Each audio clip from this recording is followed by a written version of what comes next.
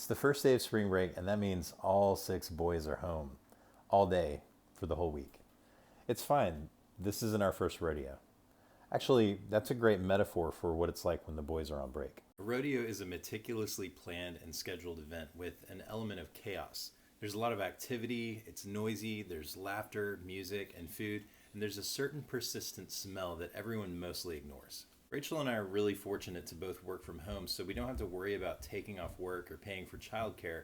That also means that when they're home, we have to figure out the balance between our work schedules and managing our troop. Over the years, we've developed strategies and have established a good rhythm for breaks. I actually really look forward to breaks because there's no more morning rush to get everyone out the door. We get to see more of each other, and we don't have to worry about homework. It is a trade-off though. There are more chances for interruptions, the house is almost never tidy, and there's a lot more sibling conflict that we have to work through.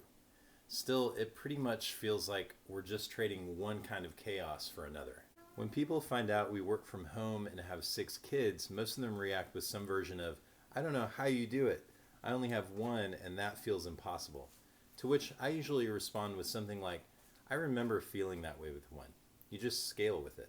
In the movie The Princess Bride, Fezzik the gentle giant utters wise words during his fight with the man in black.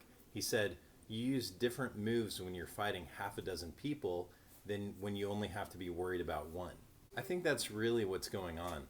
Over time, we've adapted and learned different moves to make the most of our reality. We've made choices about what is worth spending our energy on and what's worth letting go. And in case anyone thinks we've got it figured out, I'll tell you that sometimes I imagine how clean other people's houses are or how well kept their lawn is.